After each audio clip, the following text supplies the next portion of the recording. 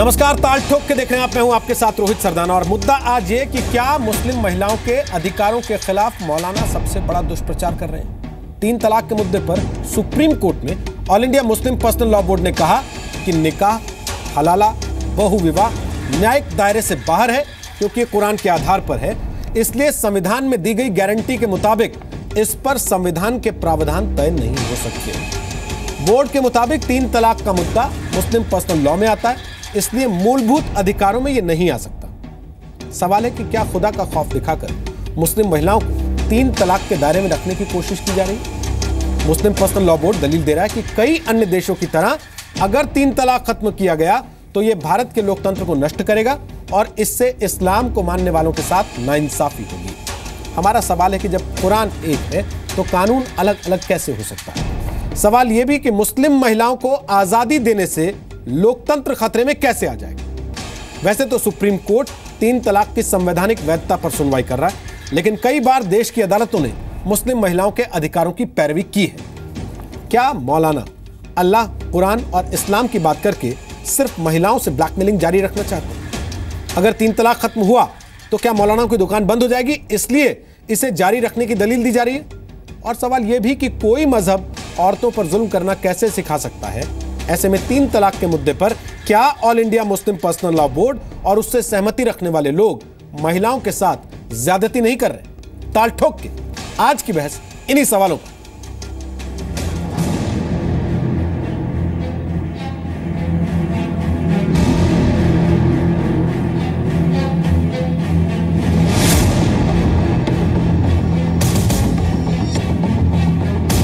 हम लोगों को मुल्क की सबसे बड़ी अदालत से पूरी ये उम्मीद है कि जाहिर सी बात है जो भी फैसला होगा वो मुल्क के कॉन्स्टिट्यूशन के हिसाब से होगा और हमें अपने मुल्क में अपनी शरीयत पर अमल करने की पूरी आज़ादी जो हमारे मुल्क के आइन ने हमें दी है वो बरकरार रखी जाएगी। बहुत अफसोसनाक बात है कि इतना गंभीर सामाजिक मुद्दा जो मुस्लिम महिलाओं से, बहनों से जुड़ा हुआ है, उसको इतने हल्के में मुस्लिम पर्सनल लॉ बोर्ड ले रहा है। मुझे लगता है मुस्लिम पर्सनल लॉ बोर्ड को ये कम से कम अपने एम्बिट के अंतर्गत सुलझा देना चाहिए था। क्या वजह है कि वो बार बार एक ही बात को दोहराए जा रहे हैं कि ट्रिपल तलाक एक सिटिंग में जो होती है वो ठीक है। वो ठीक नहीं है, ना तो अल्लाह की नजर में ठीक है, ना हुजूर की नजर में ठीक है। तो ये पर्सनल लॉ बोर्ड कौन होता है बताने वाला कि ये सही है? पर्सनल लॉ बोर्ड क्या कर रहा है, मामले को कॉम्प्लिकेट करके पेश करने की कोशिश कर रहा है, जो कि सीधा सीधे रूप से महिलाओं के अधिकारों के हनन का मामला है, उसको वो कुछ डिवाइन लॉ के बारे में इस तरह से कुछ आर्ग्यूमेंट लाके उसको कंफ्यूज करने की कोशिश कर रहा है। ये देश जो है वो संविधान से चलता है, फतवों से नहीं चलता, शरीयत से नहीं चलेगा। तो इसलिए जो है वो संवैधानिक प्रक्रिया में सबको समान अधिकार है। लेकिन हमारा मानना है कि ट्रिपल तलाक के मुद्दे पर सभी लोगों को सकारात्मक ढंग से सोचना चाहिए और हमारी संवैधानिक व्यवस्था में ट्रिपल तलाक जैसी कुरीतियों की कोई जगह नहीं। तो जहाँ तक कि ट्रिपल तलाक का मामला है, ये सुप्रीम कोर्ट इस पर विचाराधीन है अभी, मगर मेरा ये मानना है कि इसमें सिर्फ़ और सिर्फ स्टेक होल्डर जो है वो मुस्लिम महिलाएँ हैं। मुस्लिम महिलाएं जो आप बता रहे हैं पीड़ित हैं, अगर वो पीड़ित हैं तो ज़रूर उनकी पीड़ा दूर करनी चाहिए, मगर मुस्लिम महिलाओं की राय लेना ज़रूरी है। एक लफ्ज़ से 3 बार कहने से एक महिला की ज़िंदगी ख़त्म कर दे सकते हैं, कितनी पावरफुल बात है। तो अगर वो पावर हाथ से निकल जा रही है तो इसीलिए हाय हाय करते रहेंगे ये लोग। हम किसी की भी मज़हब के हो, महिलाएं एक साथ हैं, हमारा बाधा और पीड़ा उतना ही होता है। ताल ठोक के आज का पहला सवाल, खुदा का खौफ दिखाकर महिलाओं का टॉर्चर क्यों? दूसरा सवाल, कुरान एक तो 22 मुस्लिम देशों की तरह भारत में 3 तलाक पर पाबंदी क्यों नहीं? तीसरा सवाल, 3 तलाक पर अल्लाह, कुरान और इस्लाम के नाम पर महिलाओं के हक के खिलाफ मौलानाओं का सबसे बड़ा दुष्प्रचार है। चौथा सवाल, 3 तलाक खत्म तो मौलानाओं की दुकान बंद। और ताल ठोक के आज का 5वां सवाल, 3 तलाक पर खुदा की झूठी गवाही क्यों?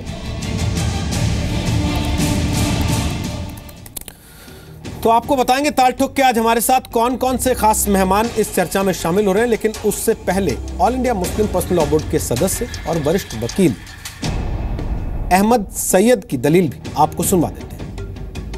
विरोध इसलिए कर रहे हैं कि सुप्रीम कोर्ट के अपने ही जजमेंट्स हैं, आज से नहीं, सन 54 से लेके 5 जजों की बेंच ने कह रखा है किस मज़हब के लिए, किस धर्म के लिए क्या ज़रूरी चीज़ हैं, क्या एसेंशियल प्रैक्टिसेस हैं, वो उस धर्म के अंदर से ही तय होगा।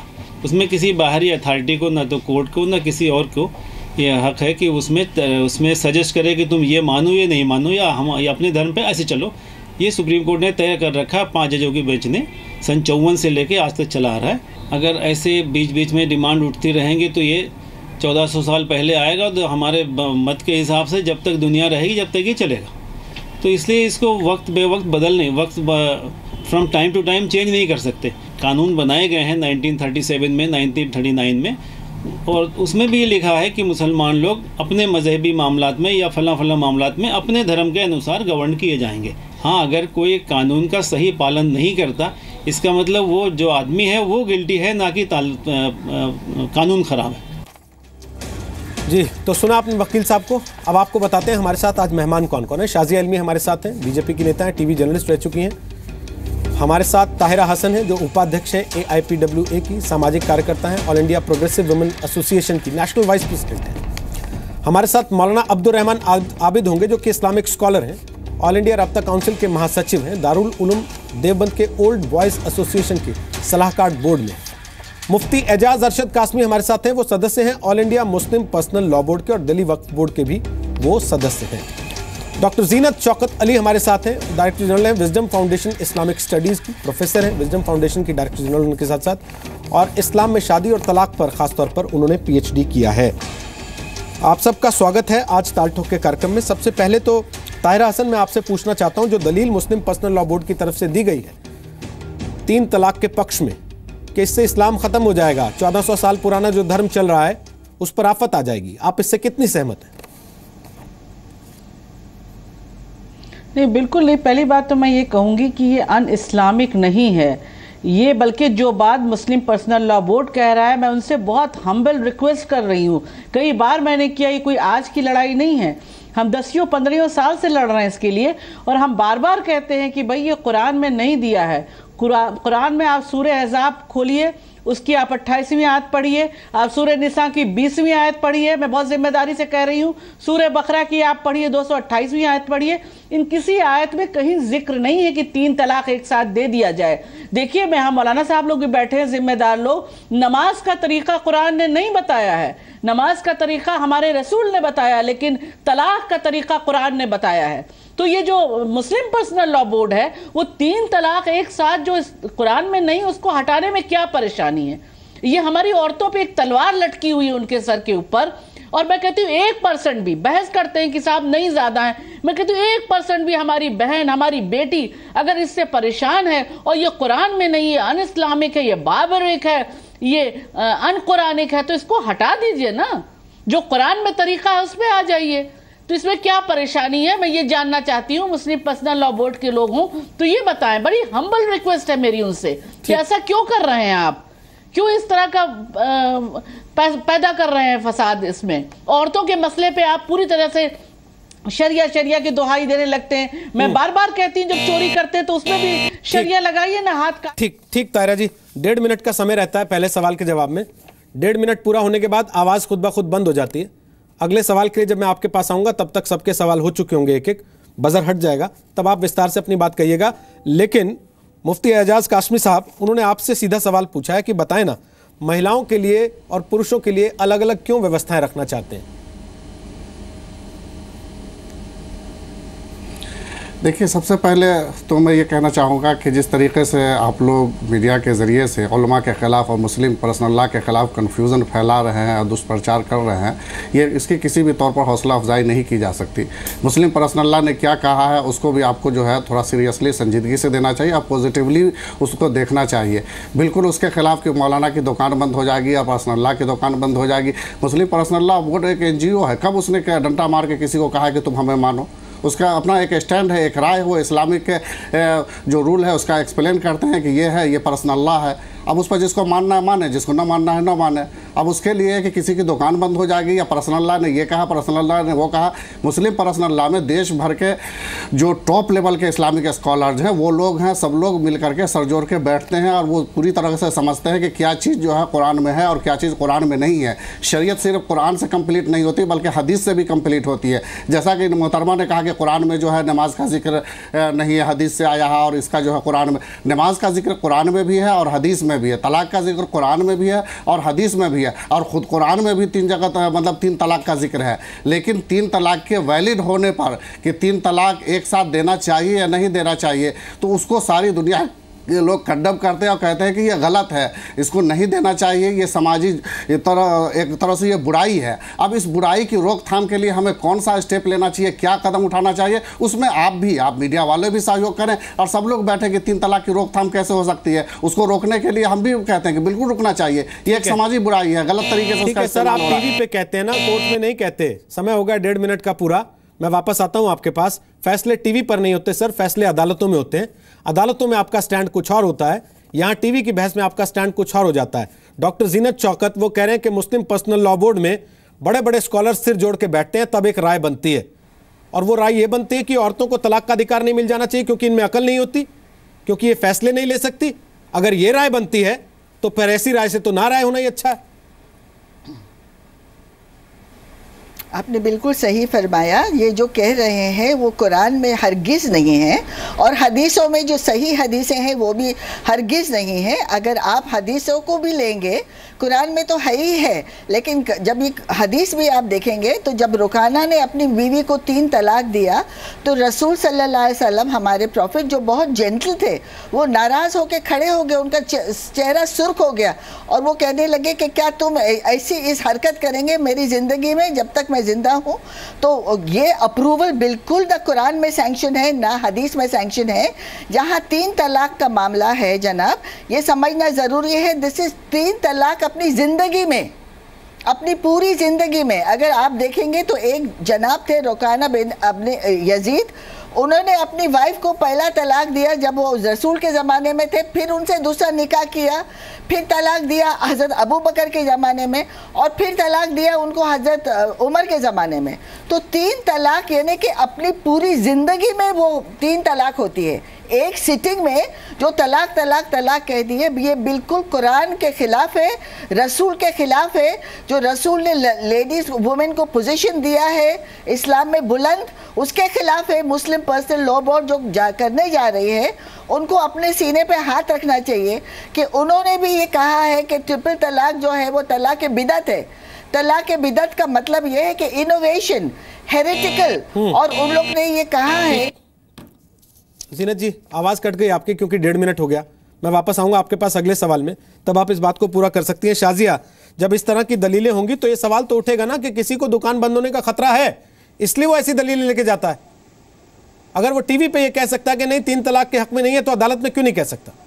और अगर पाकिस्तान में बदलाव होने से, अफगानिस्तान में बदलाव होने से, मोरक्को में बदलाव होने से, इजिप्ट में बदलाव होने से, इंडोनेशिया में बदलाव होने से, ईरान में बदलाव होने से इस्लाम खत्म नहीं हुआ, तो हिंदुस्तान में कानून बदल जाने से इस्लाम कैसे खतरे में आ जाएगा और खत्म हो जाएगा? इस्लाम कभी भी खतरे में नहीं आएगा, लेकिन all India Muslim personal law board की जो दुकान चल रही है वो ज़रूर खतरे में आ जाएगी, आ गई है। क्योंकि आम मुसलमान इस देश का और आम नागरिक बर्दाश्त नहीं करेगा कि कुरान से हटकर और हुजूर सल्लल्लाहु अलैहि वसल्लम रसूल की जो सीख है उससे हटकर कोई नई बात औरतों के हुकूक के खिलाफ, रोशन ख्याली के खिलाफ, कुरान में जो नियत है उसके खिलाफ और मज़हब के खिलाफ, जो इस्लामी शरिया है बहुत सारे मुसलमान देशों में, उन सब के खिलाफ एक ऐसी बॉडी है जो खुद ब खुद ये सब बात कह रही है, जिसका कोई लीगल औचित्य नहीं है, कानूनी आधार नहीं है, तो वो खुद ही उनकी दुकान बंद हो जाएगी। सबसे पहले मेरा सबसे बड़ा चैलेंज और चुनौती है all India Muslim personal law board को कि वो तलाक बिद्दत को कहीं भी पढ़ ले, उसका जिक्र कहीं नहीं है। जैसे कि अभी भी जीनत आपा ने बताया कि तलाक बिद्दत तलाक ऑफ इनोवेशन है, इनोवेशन वो हिस्सा नहीं है। तलाक हसन और एहसन का तलाक का जिक्र है। किसी भी नबी ने कभी भी अपने वक्त में किसी को तलाक नहीं दिया है। ये हजरत उमर के बाद से अगर ये शुरुआत भी इसकी हुई है तो इसकी भी वजूहात रही है, तो ये बहुत ही रिप्रेहेंसिबल है। अब कह दे, और इतने ज़्यादा मुस्लिम देशों में जहाँ पे शरिया का बाकायदा जो लागू होती है, हमने इतने देशों का बार बार जिक्र किया, वहां पे भी तलाक बिद्दत यानी कि 3 बार तलाक देना एक औरत की जिंदगी, उसकी खुशियां, उसकी ख्वाहिशों का गला घोटने के बराबर है। और वो उसमें ना तो कुरान में कहीं जगह है ना हुजूर सल्लल्लाहु अलैहि वसल्लम की जिंदगी से। ठीक है, जब वहां कहीं जगह नहीं है, शाजिया समय हो गया आपका 1.5 मिनट का, तो ताहिरा जी पर्सनल लॉ बोर्ड के दस्तावेजों में उसकी जगह कैसे हो जाती है, और ये दलील कहां से आ जाती है कि अल्लाह की बात में दखल होगा इस कानून में बदलाव करना? नहीं देखिए, बिल्कुल अभी बार बार बात हो रही, तीसरे खलीफा हजरत उमर के वक्त में औरतें बहुत परेशान थी, वो जो तलाक चाहती थी तो उसमें चेंज लाए थे वो, तो उस वक्त अगर औरतें परेशान थी तो इस वक्त 3 तलाक एक साथ देने में परेशान है। लेकिन मेरा मानना है कि हदीस पे इतनी एम्फेसिस कर रहे हैं और कुरान पे नहीं कर रहे हैं, जो कहते हैं जिसका एक एक लफ्ज जो है कहीं हटाया मिटाया नहीं जा सकता। मैं ये पूछना चाहती हूँ मौलाना साहब से कि जब कुरान में नहीं दिया है, आप कह रहे हैं दिया है, बिल्कुल गलत बयानी से काम कर रहे हैं, 3 तलाक एक साथ नहीं दिया है। आप तो यहाँ पर व्हाट्सएप पे भी तलाक कबूल कर ले रहे हैं कि हाँ हो गया, आप ये भी मान ले रहे हैं कि ईमेल से हो गया, आप मोबाइल पे भी अगर तलाक कोई दे रहा है तो उसको भी मान ले रहे हैं। आपको नहीं लगता कि आप इस्लाम की बहुत गलत पिक्चर पेश कर रहे हैं? इस्लाम जो इतना प्रोग्रेसिव मजहब है, जो औरतों को एक इज्जत देता है, उसको आप औरत को कमोडिटी बना के खड़ा कर देते हैं। और आप ज्यादा कुरान समझते हैं, हम नहीं समझते। हमने बामाने कुरान को पढ़ा है, हमें पता है कुरान में कहीं 3 तलाक एक साथ नहीं दिया है। मैं तो सिर्फ एक बात जानता हूँ, रोहित जी बोलिए, मुफ्ती साहब बोलिए। दुकान बंद हो ही जा रही है, आपकी तमाम दुकानें बंद हो रही हैं। आप एजुकेशन देखिए, एजुकेशन दे नहीं रहे और तो उसके लिए सड़कों पे उतर नहीं रहे हैं आप लोग। ठीक है, आप दुकान पे ताला लगा दिया, ठीक है रोहित जी, दुकान पे ताला लग गई, आगे कुछ? मैं सिर्फ इतना जानना चाहता हूं रोहित जी, अगर आपको किसी चीज़ पर डिबेट करनी होती है, मिसाल के तौर पर आपको एंकरिंग के उसूल और आदाब पर डिबेट करनी होगी, तो दुनिया भर से एंकर के जो एक्सपर्ट एंकर होंगे, जिसने अपनी पूरी ज़िंदगी इस पर खपाई होगी, उसको ला करके बहस करेंगे। ये नहीं कि कहीं से राह चलते किसी दूसरे स्पेशलिस्ट को ले आएंगे। तो आपको लगता है कि कुरान पे सारी मास्टरी आपकी है, इन लोगों को कोई अधिकार नहीं कुरान पढ़ने का या ये बताने का कि इन्होंने क्या पढ़ा उसमें? कुरान हदीस पढ़ने का सबको अधिकार है, पहले सुन लीजिए, कुरान हदीस पढ़ने का सबको अधिकार है, लेकिन कुरान हदीस में ये जो ताहिरा जी अभी बता रही है हदीस रोकाना, मैं चैलेंज करता हूँ, ये हदीस पढ़ के सुना दे अभी क्या हदीस है, हदीस के क्या वो सेंटेंस है, क्या अल्फाज है। एक तरफ तो कह रही है कि रसूलुल्लाह के सामने जब 3 तलाक का जिक्र हुआ तो गुस्से हो गए, नाराज हो गए। क्यों गुस्से हुए? अगर 3 तलाक वैलिड नहीं था तो गुस्सा क्यों हो गया रसूलुल्लाह? इतना कॉमन सेंस नहीं है आपको? हदीस समझना चाहिए ना, हदीस समझने के लिए वो सेंस चाहिए ना। अरे वो सेंस है वो आपके अंदर, वो कॉमन सेंस है। एक तरफ तो आप ये कि दूसरी तरफ 3 तलाक नहीं है। सुन लो, कुरान 3 तलाक का मैं बताता हूँ ना। अरे आप लोग कुरान पढ़ना जानती नहीं हो तो कुरान क्या पढ़ो? कुरान पढ़ना जानती नहीं हो तो क्या करो? मुफ्ती काज़मी, क्या आप ये कह रहे हैं, मुफ्ती काज़मी क्या आप ये कह रहे हैं कि औरतों को कुरान पर कोई अधिकार नहीं है, वो कुरान की व्याख्या नहीं कर सकती, उन्हें वो व्याख्या नहीं आती जो आपको आती है? किसने कहा रोज जी कुरान पे अधिकार नहीं है? लेकिन पूछ रहा हूँ आपसे, मैं पूछ रहा हूँ, मैं तो कह रहा हूँ ना कि वो बहस करो ना, कुरान कितना याद है उसको, कितना याद है। अभी यहाँ पर चैलेंज कर लेंगे आप, जो इन लोगों से बहस कराने के लिए यहाँ पर आए हैं, तलाक की जिस आयत के बारे में कह रहे हैं, कहीं वो आयत पढ़ के सुना दे। वो रोहित जी, अगर वो आपको इस्लामिक एक्सपर्ट मानते हैं, कहिए वो कुरान क्या है, हदीस सुना दे पढ़ करके, हदीस से रोकाना पढ़ के सुना दे। ठीक है, अब सुन लीजिए उनकी बात, मैं सुनाता हूँ। रोहित जी मुझसे पूछ रहे हैं कि 3 तलाक का जिक्र कुरान में नहीं है, मैं दलील देता हूँ। रोहित जी मैं दलील देता हूँ, सुन लीजिए, कुरान में 3 तलाक का जिक्र कैसे है, मैं दलील देता हूँ, सुन लीजिए, कान खोल के सुन लीजिए। आप ये कहते हैं,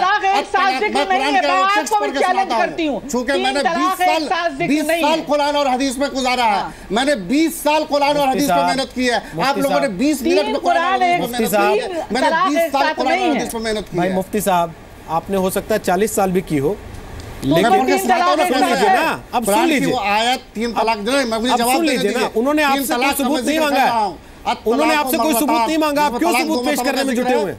उन्होंने आपसे कोई सबूत नहीं मांगा, आपने सबूत हमसे मांगा है, उनको सुन तो लीजिए कम से कम जवाब में, उनको सुन तो लीजिए जवाब में वो क्या कह रही है। नहीं आप मुझसे कुरान पर मुझसे कुरान नहीं, आप मुझसे कुरान पढ़वा लीजिए, आप उनको या तो सुन लीजिए या उनसे फिर सवाल मत पूछिए। अगर सवाल पूछते हैं तो फिर जवाब का कम से कम वक्त तो दीजिए उनको कि वो जवाब दें आपकी बात का। ताहिरा जी जवाब दीजिए, शाजिया उसके बाद आपके पास हदीसें पढ़ के सुना दें। उम्मीद करता हूं आप सुनेंगे, मैं उम्मीद करता हूं कि आप सुनेंगे, मैं उम्मीद करता हूं कि आप सुनेंगे उनकी बात को। प्लीज ताहिरा जी बोलिए, फिर शाजिया आपके पास आ रहा हूं। ताहिरा जी बोलिए।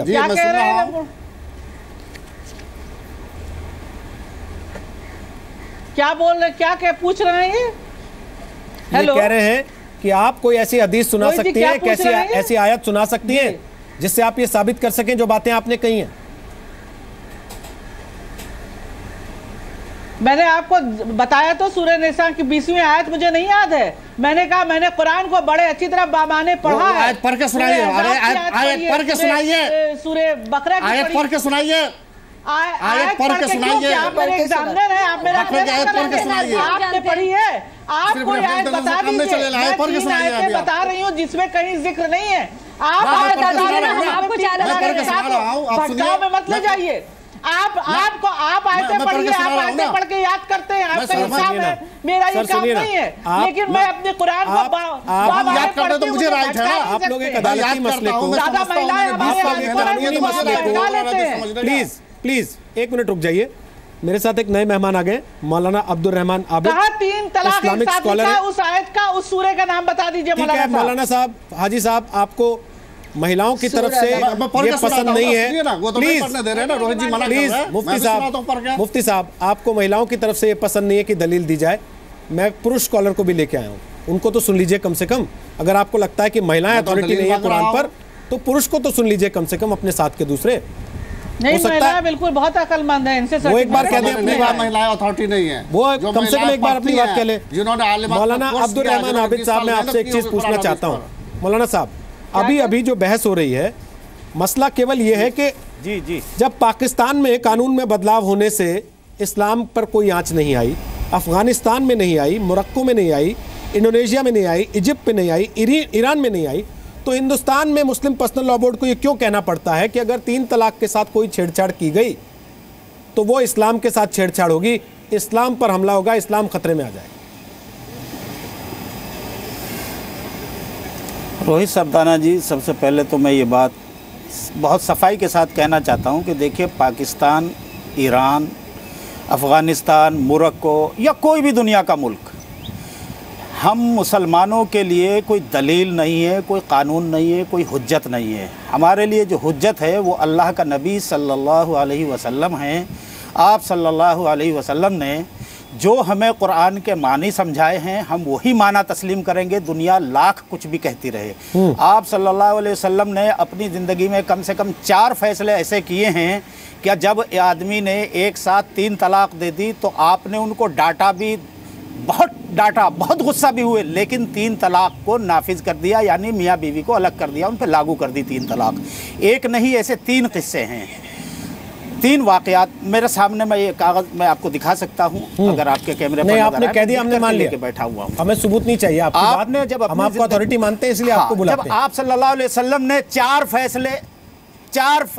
फैसले इस तरह के किए हैं, तो फिर अब्दुल रहमान आबिद या कोई मुफ्ती साहब या कोई मोहतरमा, कोई खातून, कोई आदमी, कोई नहीं होता कि वो रसूल की बात में दखल दे। हाँ, मुझे एक बात सरदाना जी, एक चीज़ और है हमारे यहाँ कि एक बार एक साहब ने अपनी बीवी को कई 3 तलाक़ें एक साथ दी, लेकिन उन्होंने नबी सल्लल्लाहु अलैहि वसल्लम के सामने आकर के कहा कि साहब, मेरी नीयत 3 तलाक देने की नहीं थी, मेरी तो एक ही तलाक देने की थी। तो आप सल्लल्लाहु अलैहि वसल्लम ने उनसे कहा कि तुम सच कहते हो? उन्होंने कहा, मैं कसम से कहता हूं कि मैं सच कहता हूं। तो आपने जो है उनको कहा कि ठीक है, तुम्हारी 1 तलाक मानी जाएगी, 3 नहीं मानी जाएंगी। ठीक है। तो इस हदीस से हमारे पास एक रास्ता वो भी है कि अगर हमारे यहाँ 2 स्कूल ऑफ थॉट हो गए, एक इस हदीस को मानता है और एक स्कूल ऑफ थॉट उन हदीस को मानता है। एक बात तो और बता दीजिए, पूरी बात कर लूं, बस 2 सेंटेंस और रह गए। कर लीजिए। हमारे पास दोनों, अच्छा, कभी कभी हमारे यहाँ ऐसा होता है, मैं आपको एक वाकया बताता हूँ। अभी एक बहुत बड़ी ऑर्गेनाइजेशन है मुसलमानों की, दिल्ली बेस्ड, ऑल इंडिया में है, लाखों मुसलमान जुड़े हुए, उसी के एक बहुत बड़े जिम्मेदार आलिम है, मौलाना है, उनकी बेटी शादीशुदा है, लेकिन वो इस कदर तंग है कि वो 1 घंटा अपने मियाँ के साथ नहीं रहना चाहती है और वो बार बार कहती है कि मुझे एक साथ 3 तलाक दिला के इससे छुटकारा दिलाओ, मुझे 3 तलाक। बाप समझा रहा है, सब समझा रहे हैं कि बेटा ऐसा मत करो, लेकिन वो कहते नहीं मैं नहीं रहूंगी, मुझे एक साथ 3 तलाक दे। ऐसे बहुत से वाकयात होते हैं सरदाना जी कि कहीं कहीं औरत जो है वो बेजार हो जाती है शौहर से, उसके साथ ज्यादती या जुल्म जो भी होता है वो नहीं रहना चाहती है। मैं आपकी बात को मान लेता हूं कि जहां महिला खुद बेजार हो जाती है तो महिला को आप कहते हैं कि खुला, और पुरुष को कहते हैं कि ट्रिपल तलाक। ये दो डबल स्टैंडर्ड्स क्यों हैं? शाजिया इल्मी। और दूसरी बात, मैं इनकी बात में सहमत हो जाता हूं कि भाई 1400 साल पुरानी जो रवाज चली आ रही है उसको बदलेंगे नहीं, लेकिन 1400 साल पहले उन्होंने कहा था क्या व्हाट्सएप से तलाक दे देना? उन्होंने कहा था क्या SMS से तलाक दे देना? उन्होंने कहा था क्या फोन करके तलाक दे देना? हाँ सरदाना जी, मैं शाजिया से पूछ रहा हूं सर, अब शाजिया बोलिएगा। रोहित जी आपने बहुत जरूरी बात कही है। जी रोहित जी आपने बहुत ज़रूरी सवाल उठाया है। व्हाट्सएप से, SMS के ज़रिए, खतूत के ज़रिए तलाक दे देना, वैसे तो बहुत कुछ होता था उस वक्त में जो अब नहीं होता। अब आज के मौलाना साहब जो हैं ऊँटों पे तो घूमते नहीं हैं, इनको अगर हज़रत सल्लल्लाहु अलैहि वसल्लम की बात माननी थी तो बद्दू बनकर रेगिस्तानों में घूमे और ऊँटों पे घूमे। ये तो गाड़ियों में घूम रहे हैं, फ़ोन का इस्तेमाल कर रहे हैं, TV शोज़ में आ रहे हैं। तब तो TV शोज़ वगैरह कुछ थे भी नहीं ना टेलीफोन था, ना इंटरनेट था, तो बात वो नहीं है। बार बार मैं ये खतरनाक चीज़ सुन रही हूँ कि जब भी कुरान शरीफ की बात यहाँ पे हो रही है तो हमारे मौलानाओं का देखिए, ये जो आलिम अपने को कहते हैं कि कुरान से हटकर जो कुरान शरीफ की बात को निगेट करके जो हदीसें हैं उनको प्रमोट कर रहे हैं। तो आप सोचिए, जो कुरान शरीफ जो अल्लाह की किताब को मानने को तैयार नहीं है, लेकिन हदीस जो इंसानों की बताई हुई जो एक उनका एक्सप्लेनेशन है, उनका इंटरप्रिटेशन है, वो मान रहे हैं। मैं साफ साफ जाहिर कर दूं कि कुरान और हदीस का कोई मुकाबला नहीं है। कुरान शरीफ हमारी रूहानी, हमारी असली किताब है।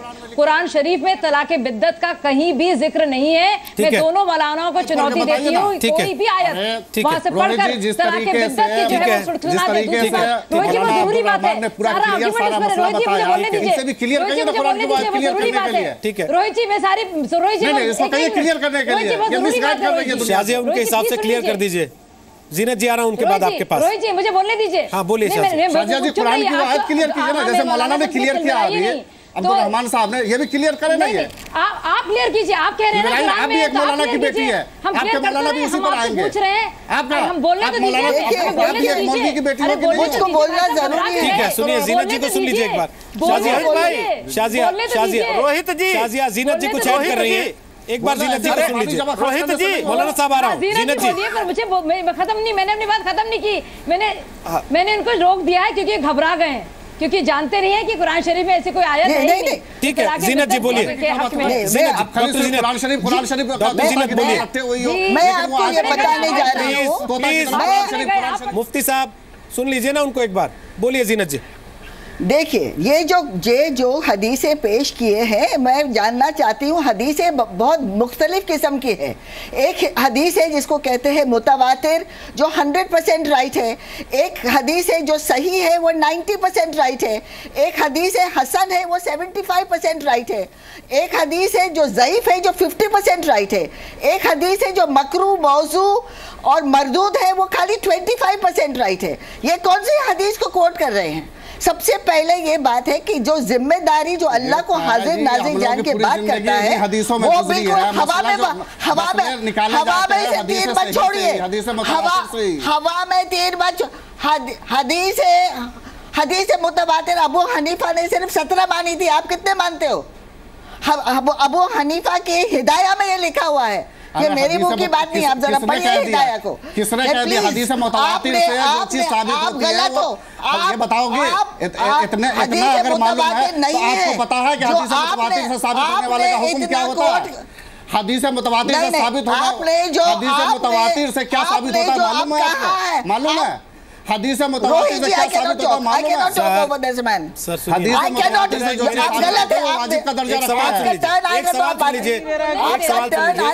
मैं पूरे पैनल से एक सवाल, आपका टर्न आएगा जब आप बोले। नहीं जी, बात पूरी कर लें। आपका टर्न आएगा जब आप बोलिए, मेरे ऊपर मत बोलिए। जब मैं पूरी बात सुन लीजिए। और बिल्कुल कुरान शरीफ में ये बात बिल्कुल नहीं है। अगर सूरह 2 नंबर 229 में अगर ये आयत है कि divorce is permissible only twice, मतलब कि पूरी जिंदगी में अपने एक सिटिंग में नहीं होता है। और ये जो कह रहे हैं अपनी माँ बहन बोल रही है कि हस्बैंड मुझको तलाक दे, क्यों? वो खुद जाके तलाक ले सकती हैं। ये किसको आप गुमराह कर रहे हो? अखे नेशन को गलत बात कर रहे हो, इस्लाम के बारे में गलत बात बता रहे हो और नेशन को गुमराह कर रहे हो। क्या औरत नहीं जा सकती अपनी डाइवोर्स मांगने के लिए? वो हस्बैंड को बोले मुझको 3 तलाक दे, प्लीज गलत है। मैं ताहिरा जी के पास आपका बात गलत है, बिल्कुल जीनत जी आपकी बात मानने की तरह नहीं है। I want to tell the nation they are wrong please. और सुप्रीम कोर्ट को मैं ये कहने जा रही हूँ, इनकी बातों में डॉक्टर जीनत आपने अपना पॉइंट रख दिया। ये आपका इस्लाम जो बता रहे हैं। ठीक है, मैं ताहिरा जी के पास आऊँ, उसके पहले मौलाना अब्दुल रहमान आबिद साहब को नहीं मानती है, मेरा सवाल मौलाना अब्दुल रहमान आबिद, मेरा सवाल आपसे ये है कि भाई ठीक है, हदीसों को लेके आप लोगों की राय अलग अलग हो सकती है, उसकी व्याख्या आप अलग कर सकते हैं, दूसरे मुफ्ती साहब अलग कर सकते हैं, तीसरे मुफ्ती साहब अलग कर सकते हैं और मैडम अलग कर सकते हैं, लेकिन अदालत इस बात को कैसे स्वीकार कर ले जो आप कोर्ट में जाके कह रहे हैं कि अगर आपने इसमें बदलाव किया तो लोकतंत्र खतरे में आ जाएगा? ये कहां की दलील है? और ये दलील है, धमकी है कोर्ट में।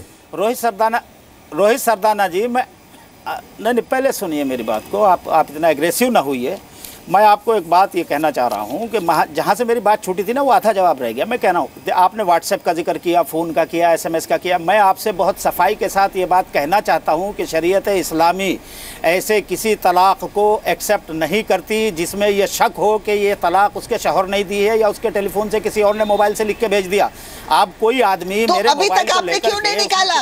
अभी तक आपने क्यों नहीं निकाला? हो गया तो वो अरे तो यार आप कोई चौकीदार लगी हुई हैं क्या हम पे? क्या आप बताएंगे इस तरह की बातें? ऐसी बातें मत कीजिए। आपके घर में इस्लाम नहीं बनता, इस्लाम जो है वो वही रहेगा। आपके घर में भी नहीं बनता मौलाना साहब, बताया है, समझाया है। आपके घर में भी नहीं बनता है, आपके घर में भी नहीं बनता है। जो इस्लाम को माने, आपको नहीं मानना है, आप जो मर्जी करते फिरिए। आपको किसने मना किया? आप ये पेश कर रहे हैं नहीं, किस तरह से आप औरतों के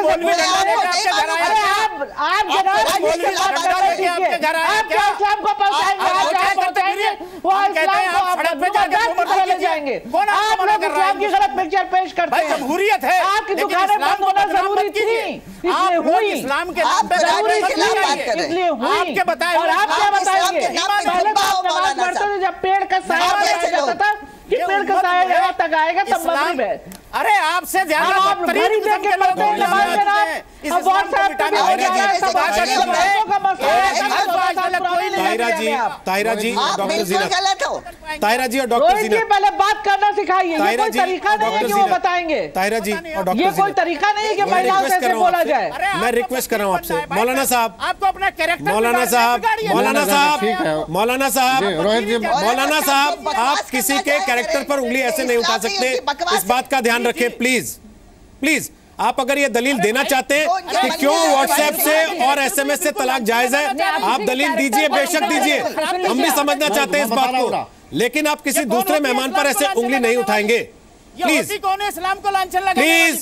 प्लीज। तो इसका मतलब आप मानते हैं ठेकेदारी आपके पास है, ठेकेदारी आपके पास है, इसका मतलब सारी ठेकेदारी आपके पास है मौलाना साहब, सारी मौलाना साहब सारी ठेकेदारी आपकी है। आप ये मान रहे हैं कि आप ठेकेदार हैं और किसी को अधिकार नहीं है सवाल पूछने का? हम लोग को जलील ना करें। रोहित जी प्लीज, मुफ्ती साहब 1 मिनट रुक जाइए। अगर आप सब लोग एक साथ बोलेंगे तो मुझे ब्रेक लेना पड़ेगा। आप सब लोग एक साथ बोलेंगे तो ब्रेक लेना पड़ेगा। प्लीज रोहित जी, अगर आप सब लोग एक साथ बोलेंगे तो ब्रेक लेना पड़ेगा, इसलिए प्लीज एक एक करके बोल लें। मुफ्ती साहब आप मुझे केवल एक चीज बता दीजिए, आपने पहली बात ये कही कि इनकी व्याख्या को कैसे मान लें, कुरान की व्याख्या आप ही की मानी जानी चाहिए। उसके बाद मौलाना साहब ने चरित्र पर उंगलियां उठानी शुरू कर दी। क्या आप खुद ये साबित नहीं करने चल पड़ते हैं कि भाई ठेकेदारी हमारे पास है, हम जो कहेंगे केवल वही माना जाएगा, कोई और इसके बारे में कुछ नहीं कह सकते? एक तो जुडिशियल रिव्यू तो भूल ही जाइए। एक तो ये है, आप हिंदू धर्म के, एक तो ये बताइए आप हिंदू धर्म की व्याख्या आप करेंगे या आपके धर्म गुरु जो संत हैं और जो सर अगर वो ठेकेदारी करेंगे तो मैं उनसे भी सवाल पूछ दूंगा। पूरी जिंदगी मजहब पर गुजारी है, सर अगर ठेकेदारी कोई करेगा तो सवाल पूछ देंगे। रिसर्च पे जो मजहब, अगर हम हिंदू हैं, हिंदुत्व की पालना करते हैं तो हम जानते हैं हिंदुत्व में क्या कहा गया, क्या सिखाया गया, इसलिए हमें सवाल पूछने का अधिकार भी मिलता है वहां। हमसे ये नहीं कहा जाता कि तुम्हारा तो चरित्र खराब है, तुम पैंट कमीज पहनते हो, धोती कुर्ता नहीं पहनते, इसलिए हिंदुत्व के बारे में सवाल नहीं पूछ सकते। आपको वो कैसे तर्क है मौलाना साहब? ज्ञान नहीं होगा जो संत और महंत को है। आपको वो ज्ञान, आपको हिंदुइज्म का वो ज्ञान नहीं होगा जो संत और महंत को हिंदुइज्म ने कभी नहीं कहा, हिंदुइज्म ने कभी नहीं कहा मौलाना साहब कि व्यावहारिक ज्ञान छोड़ के पहाड़ पे जाके बैठ जाओ। इसलिए प्लीज मैं उस पे बहस में नहीं जाना चाहता आपके साथ। आप जिस विषय पे आए हैं बहुत कुछ कहा गया है, वो बहस में मत आइए। दूसरों की आवाज बंद करा के अपनी बात रखने में क्यों यकीन रखते हैं? इस बार खोलना चाहेंगे तो आप कहेंगे आप दूसरों की आवाज बंद करा के अपनी बात रखने में मैं अपनी बात रखता हूँ। देखिए कभी भी जो मैंने हिंदू धर्म पे कोई बात नहीं, कभी भी आवाज नहीं मौलाना साहब, प्लीज उन तमाम महिलाओं का इस सिलसिले में इस डिबेट में स्वागत करें। नहीं रोहित जी हम उन तमाम खवातीन का, तमाम महिलाओं का इस डिबेट में खैर मकदम करेंगे, स्वागत करेंगे जिन्होंने वाकई 10 साल 5 साल कुरान हदीस को पढ़ा है और समझा। जो आपकी पसंद की हदीस नहीं सुनाएंगे उसका स्वागत और अगर नहीं सीधे आप कहीं से उठा करके किसी सर कहीं से उठाकर नहीं, ये हदीस सुनिए एक बात ध्यान से, जहाँ से आपको उठाकर लाए हैं कहीं से उनको उठाकर लाए हैं, ध्यान रखिए इसी देश के नागरिक हैं वो भी। आप उसको लाइए, आप उसको नहीं, बिल्कुल नहीं, इस बात को मैं स्वीकार नहीं करूंगा, इस बात को मैं स्वीकार नहीं करूंगा मुफ्ती साहब, इस बात को मैं स्वीकार नहीं करूंगा। अगर उनको उठा के लाएं तो यकीन मानिए आपको भी उठा के ही लाएं, लेकिन अगर आपको इज्जत के साथ बुलाया तो उनको भी इज्जत के साथ बुलाया गया है। हाँ बिल्कुल, वो भी उस सब्जेक्ट पे उतनी पकड़ रखती है जितनी आप रखते हैं। फर्क सिर्फ इतना हो सकता है मौलाना साहब, प्लीज नहीं पकड़ रखती है ना, प्लीज पकड़ रखती है, क्योंकि आपकी पसंद की हदीस नहीं सुनाती, आपकी पसंद की हदीस नहीं सुनाती, और जो वो सुनाती है आपको पसंद नहीं आती, इसलिए तय करेंगे। आपके पपेट की तरह बोले तो हम उस पे पकड़ रखते हैं, अगर पपेट की तरह नहीं बोल रहे हैं तो हम पकड़ नहीं रखते। यहाँ पर ये क्या पकड़ रखते हैं भाई? क्या करें? ये मैं बिल्कुल अदब से मैं आप लोगों से रिक्वेस्ट करता हूँ, आप लोग सिर्फ इतना बता दीजिए, मैं रिक्वेस्ट कर रहा हूँ आपसे, एक चीज पूछना चाह रहा हूँ, क्या 3 तलाक पर आप बैन चाह रहे हैं या 3 तलाक की वैलिडिटी 3 तलाक को 3 तलाक मानती है या 3 तलाक को 1 तलाक करना चाह रहे हैं? क्या चाहते हैं आप लोग ये बताइए, कोई एक आदमी जवाब दे दीजिए। तायरा जी बोलिए। एक साथ हो ही नहीं सकता, 1 तलाक मान रहे हैं, 1 तलाक एक महीने में 3 एक साथ नहीं दिया जा सकता, 1 तलाक। हम सबको पता है। ठीक है तारा जी बस बहुत अच्छा पॉइंट पे आ गए आप, बहुत अच्छा। रोहित जी सुनिए, ज्यादा चालाकी ना कीजिए, बहुत अच्छा, बहुत अच्छा, हम भी मान लेंगे 1 तलाक, ठीक है। ज्यादा चालाकी ना कीजिए भाई साहब, आपकी चालाकी में तमाम मुस्लिम कंट्रीज में अगर हटा दिया गया 3 तलाक अलग अलग हो गया, आप सवाल पूछने वाले कोई है नहीं, कहाँ से क्या बात कर रहे हैं, समझ रहा हूँ, आप जाइए, तो इतने मासूम ना बनिए। मैं जो बात कर रहा हूँ रोहित क्या हो रहा है, एक्टिंग कर रहे हैं, सुनिए ये आप मेरी बात जनाब, ये सब जानते हैं बात क्या है, ये पकड़े गए हैं क्योंकि कुरान शरीफ की कोई भी आयत नहीं सुना पाए। सवाल ये कि धर्म का रंग क्यों दिया जा रहा है 3 तलाक के मुद्दे को अदालत के सामने दलील रखते हुए। शाज़िया इल्मी, जो बात मुफ्ती साहब ने पूछी थी, आप लोग क्या चाहती हैं?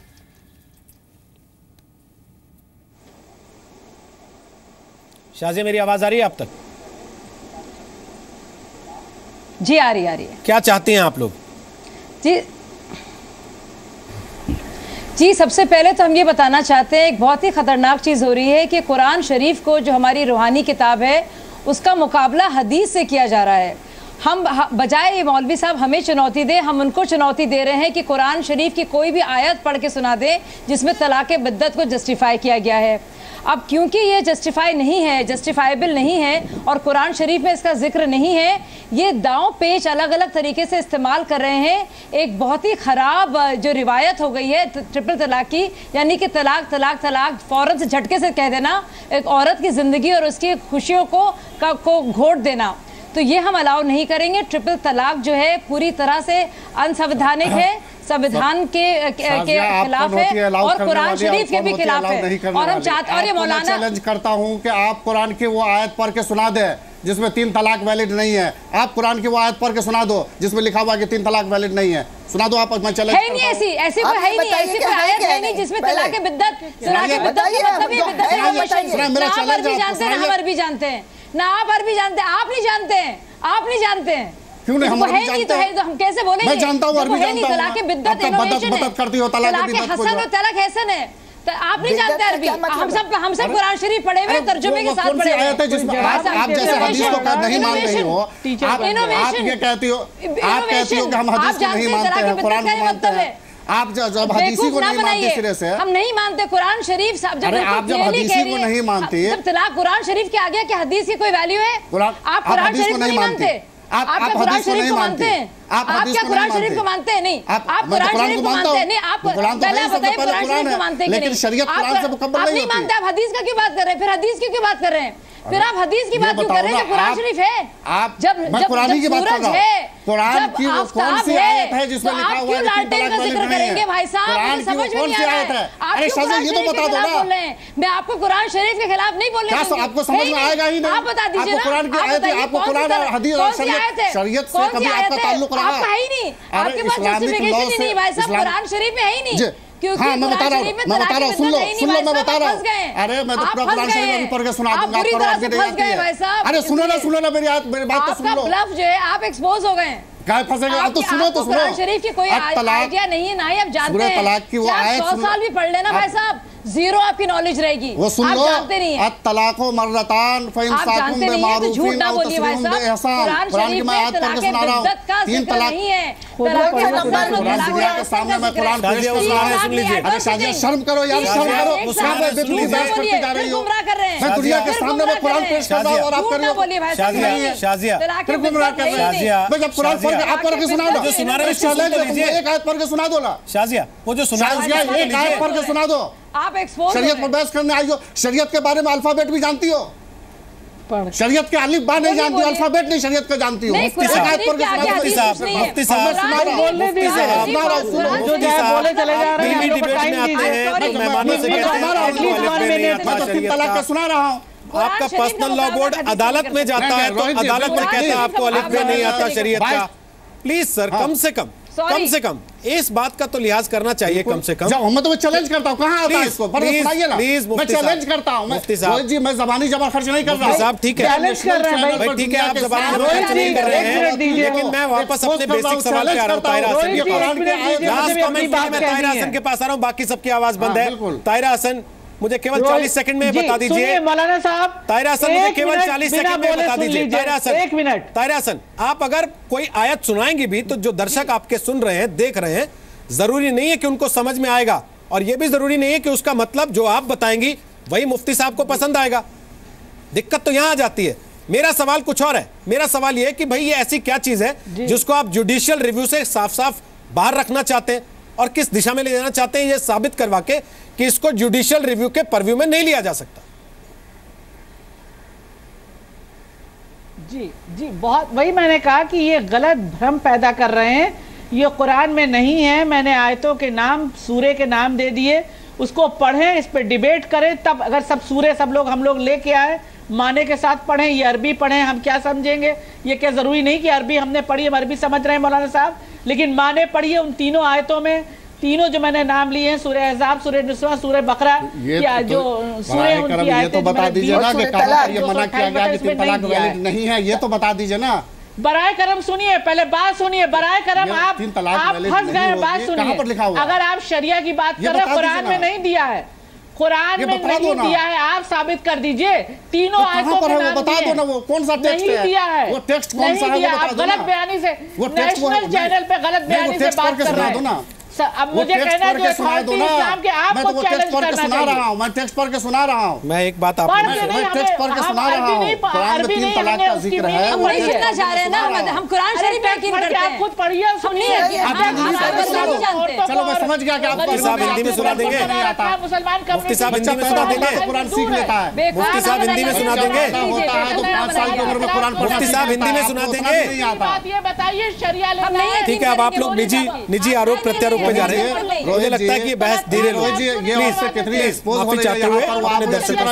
हम इस चर्चा को बंद कर रहे हैं, ये मानते हुए कि बहस डीरेल हो रही है, खासतौर पे जब इस बात का लिहाज ना रहे कि साथ जो मेहमान बैठा है उसकी भी एक क्वालिफिकेशन है, उसकी भी योग्यता है, वो उसी योग्यता के आधार पे उस पैनल का एक हिस्सा बना है जिसके आप बने हैं। उनकी योग्यता को चैलेंज करना, उसके साथ साथ उनके लिए अपशब्दों का इस्तेमाल करना, यह किसी भी सूरत में जायज नहीं माना जा सकता। अगली बार से जब भी हम इस विषय पर चर्चा करें, हम अपने मेहमानों से अपील करेंगे वो अपनी अपनी प्रति साथ लेके आए कुरान की। अगर दूसरा व्यक्ति ये कहे कि पढ़ के सुनाइए तो पढ़ के सुनाएं, लेकिन अरबी में नहीं, हिंदी में पढ़ के सुनाएं, क्योंकि ये चैनल हिंदुस्तान में ज़्यादा लोग देख रहे हैं, दुनिया भर में उतने लोग शायद नहीं देख रहे होंगे, लेकिन जब हिंदुस्तान में देख रहे हैं तो हिंदुस्तानियों को उनकी अपनी भाषा में वो बात समझाई जानी चाहिए जिसका अभी आप जिक्र कर रहे हैं।